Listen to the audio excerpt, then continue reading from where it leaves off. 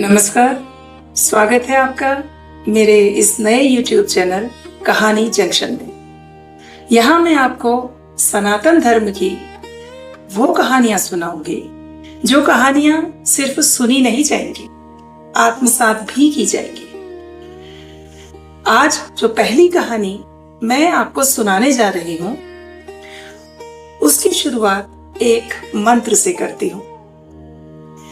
सर्पाप सर्प भद्रं ते गच्छ सर्प महाविश जन्मे जयस्य यज्ञान्ते आस्तिक वचनं स्मरण। अर्थात महाविषधर सर्प तुम जाओ, तुम्हारा कल्याण। जन्मेजय यज्ञ की समाप्ति में आस्तिक को जो तुमने वचन दिया था उसका स्मरण करो। अभी जो मंत्र मैंने आपको सुनाया उस मंत्र में एक नाम आया, आस्तिक। आस्तिक को तुमने जो वचन दिया था, आस्तिक को नागों ने क्या वचन दिया था? ये आस्तिक कौन थे? हमारी आज की कहानी के नायक यही आस्तिक है।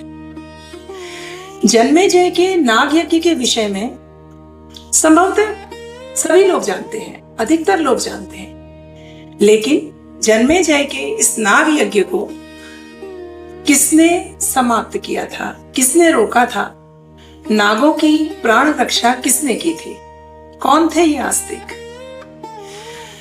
आज हम आस्तिक की कहानी सुनेंगे। आस्तिक के जन्म की कहानी बड़ी रोचक है। एक बार ऋषि कश्यप की पत्नी कद्रू ने नाराज होकर अपने नाग पुत्रों को ये श्राप दिया कि जन्मेजय के भविष्य में किए जाने वाले नाग यज्ञ में वे सभी लोग जलकर भस्म हो जाएंगे, उनका विनाश हो जाएगा। अब नाग बड़े परेशान, क्योंकि जिन नागों को श्राप दिया था उन नागों ने अपनी मां के साथ अधर्म में सम्मिलित होने से इनकार कर दिया था। तो ऐसे में मां ने श्राप क्यों दिया? और कद्रू के इस श्राप को ब्रह्मा जी ने भी तथास्तु कह दिया। यह नागों के दुख का और अधिक कारण बना। तो ऐसी स्थिति में वासुकी और अन्य धर्मपरायण नाग जा पहुंचे ब्रह्मा जी के पास और उनसे यह पूछा कि हे ब्रह्मदेव, हमने सत्य का साथ दिया था, धर्म का साथ दिया था, फिर भी मां ने हमें श्राप दिया। और उससे भी अधिक दुख की बात यह कि आपने उनके श्राप को तथास्तु कहा। ऐसा क्यों? तो ब्रह्मा जी ने उत्तर दिया कि देखो भैया, नागों के कर्म हो गए हैं बहुत खराब। वो दंड भी है, समाज में अव्यवस्था पैदा कर रहे हैं, निर्दोष मनुष्यों को डस रहे हैं। ऐसी स्थिति में मैंने उनके अंत के लिए तथास्तु कह दिया। लेकिन जो उपाय मैं तुम्हें बता रहा हूं, अगर उस उपाय को आप कर सके तो जो भी धर्मपरायण नाग हैं उनकी रक्षा होगी, अधर्मी नागों का अंत होगा। तो ये उपाय था कि यदि जरत्कारु ऋषि की उनके नाम की पत्नी के साथ विवाह हो तो उनका जो पुत्र उत्पन्न होगा वही इस नाग कुल की रक्षा कर सकेगा। पहले नागों के विषय में थोड़ा बात करते हैं। जब हम महाभारत पढ़ते हैं तो नागों के तपस्या करने, उनका वल्कल वस्त्र धारण करने और उनकी जटाओं का उल्लेख आता है। तो इससे ये तो पता चलता है कि ये कोबरा टाइप के नाग नहीं थे। ये एक जाति थी जो या तो नागों को अस्त्र के रूप में प्रयोग करती थी या जैसे विषकन्याएं इतिहास में मिलती हैं, ये विष पुरुष भी थे जो लोगों को डसने की क्षमता से युक्त थे। अब आते हैं वापस जरत्कारु की कहानी पर कि ये ऋषि जरत्कारु कौन थे। जरत्कारु एक नीतिज्ञ, धर्मपरायण, ब्रह्मचर्य व्रत का पालन करने वाले ज्ञानी ययावर ऋषि थे, जो रात्रि में जहां रुके वहीं डेरा कर लिया, सवेरे फिर भ्रमण और अध्ययन इसके लिए निकल गए। तो ऋषि जरत्कारु विवाह करने को तैयार नहीं थे। ऐसे में उनकी वंश परंपरा समाप्त हो रही थी, जिससे चिंतित होकर उनके पितृलोक से धरती पर आए और एक युक्ति अपनाकर जरत्कारु को विवाह के लिए तैयार कर लिया। अब जरत्कारु भी बंधनों में कहां बंधने वाले थे, तो जरत्कारु ने इस शर्त पर सहमति दी कि यदि कोई मेरी ही नाम की कन्या को स्वयं भिक्षा में आकर मुझे देगा तो मैं विवाह करूंगा। पितरों के लिए तो यही काफी संतोष की बात थी, तो वो प्रसन्न होकर अपने लोक को लौट गए। तो जो ऋषि जरत्कारु थे वो अपने भ्रमण पर निकले रहे, विवाह हुआ नहीं। इधर वासुकी नाग की जो बहन थी उनका नाम भी जरत्कारु ही था। तो ब्रह्मा के कथनानुसार जो जरत्कारु थी उन्हें ऋषि जरत्कारु के लिए सुरक्षित रखा गया कि ऋषि आए, उनसे विवाह करें और नागवंश का संरक्षण हो सके, ऐसा पुत्र उत्पन्न करें। जरत्कारु की कहानी आपको एक अलग एपिसोड में विस्तार से सुनाऊंगी, लेकिन अभी कहानी को आस्तिक तक सीमित रखते हैं। अब समय के साथ वासुकी की बहन जरत्कारु का ऋषि जरत्कारु के साथ विवाह हुआ और पुत्र उत्पन्न हुआ आस्तिक। अब जो है कहानी को लेके जाते हैं जन्मेजय की तरफ। जन्मेजय के पिता राजा परीक्षित जो पांडवों के वंशज थे, तक्षक नाग ने उन्हें डस लिया था, जिससे उनकी मृत्यु हो गई थी। जन्मेजय की आयु उस वक्त बहुत कम थी, तो उन्हें यह पूरा वृत्तांत तो पता नहीं था। उसी समय एक उत्तांग नाम का ब्राह्मण था जो तक्षक से बहुत अधिक खुन्नस खाया हुआ था, बहुत चिढ़ा हुआ था, क्योंकि उसके गुरु पत्नी के लिए किए जा रहे कार्य में तक्षक ने बड़ी बाधा उत्पन्न की थी। तो उत्तांग ने समय देखकर जन्मेजय को राजा परीक्षित के मृत्यु का सारा वृतांत सुनाया कि कैसे उन्हें तक्षक ने डसा, और उससे बड़ी बात यह बताई कि राजा परीक्षित बच सकते थे, लेकिन तक्षक ने ऋषि काश्यप को, जो सर्पदंश का उपचार जानते थे, उन्हें ब्राह्मण का वेश धरकर असत्य कहा कि राजा परीक्षित की उम्र पूरी हो चुकी है, अब अगर वे उनके सर्पदंश के इलाज के लिए जाएंगे तो राजा तो बचेंगे नहीं, उनका जो ऋषि है उनका अपयश हो जाएगा और उन्हें कोई धन भी नहीं मिलेगा। तो इसलिए तक्षक ने उन्हें उपाय बताया कि वो स्वयं उन्हें धन देता है और अब वो जाए वापस, इससे उनका यश भी सुरक्षित रहेगा और उन्हें धन भी मिल जाएगा। ऋषि काश्यप के लिए यह विश्वास करना असंभव था कि एक ब्राह्मण असत्य बोल रहा है, तो उस पर विश्वास करके वे लौट गए और योजना बनाकर तक्षक ने परीक्षित को डस लिया और उनकी मृत्यु हो गई। ये सुनकर जन्मेजय क्रोध से भर उठे और उन्होंने उत्तांग के परामर्श पर नाग यज्ञ की घोषणा कर दी और ये घोषणा की कि इसमें मैं समूची धरती के सभी नागों का अंत कर दूंगा। अब नाग यज्ञ शुरू हुआ, मंत्रोच्चार शुरू हुआ, छोटे बड़े लाखों हजारों नाग यज्ञ में आकर भस्म होने लगे, परिस्थिति विकट होने लगी। ऐसी स्थिति में वासुकी ने आस्तिक से निवेदन किया कि वे यज्ञशाला जाएं और किसी भी तरीके से इस नाग यज्ञ को रुकवाएं।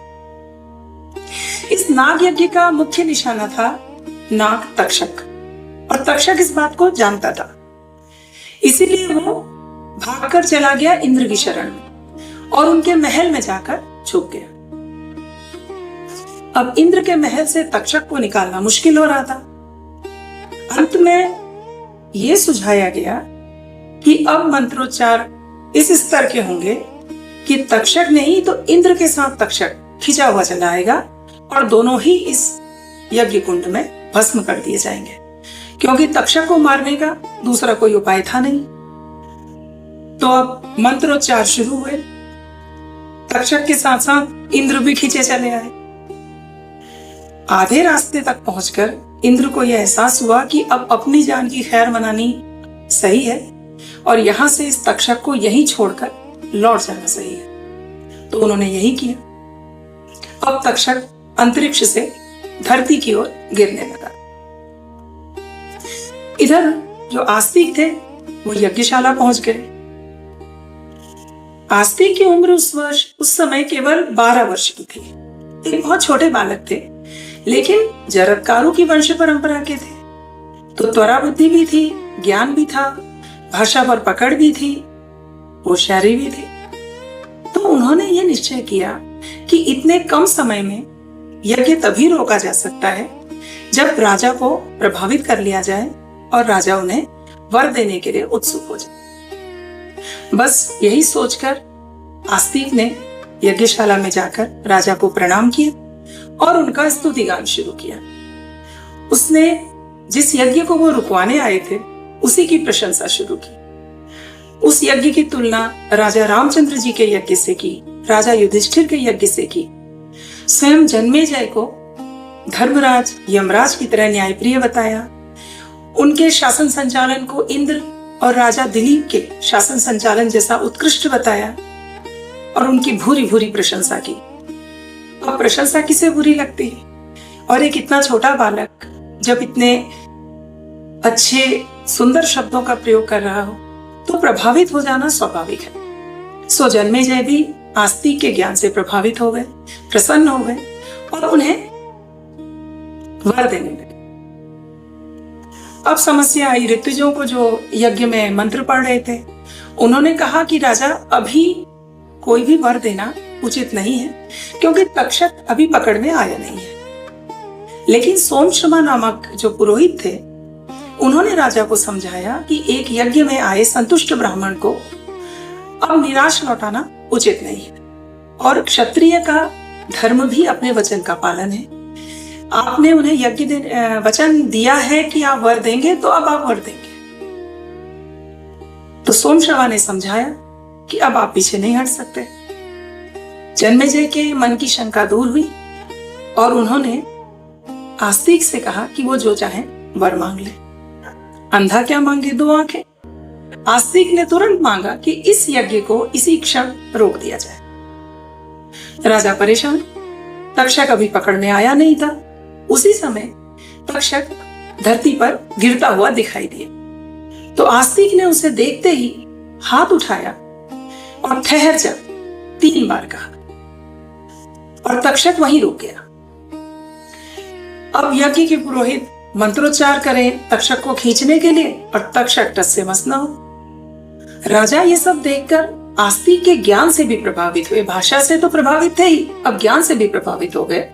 तो उन्होंने प्रसन्न होकर उन्हें वर दे दिया कि ये नाग यज्ञ इसी क्षण रोक दिया जाएगा।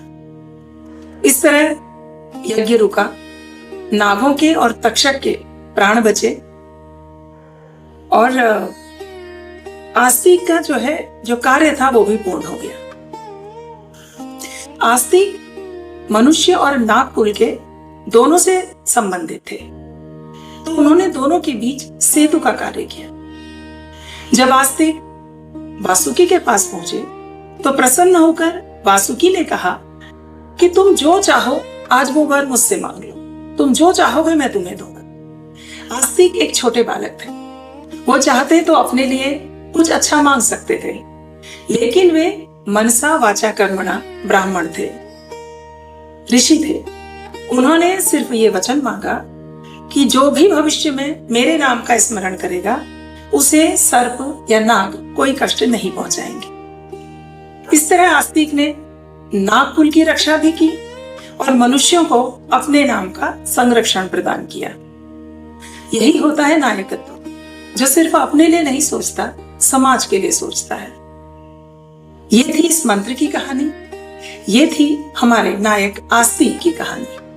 सनातन धर्म से जुड़ी इसी तरह की कहानियों को लेकर मैं आपके सामने आती रहूंगी, इंतजार कीजिएगा।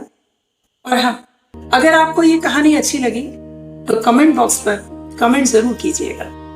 आपका कमेंट बॉक्स में आया कमेंट मुझे प्रोत्साहन देगा, प्रेरणा देगा आगे और अधिक अच्छी कहानियां लाने के लिए। नमस्कार।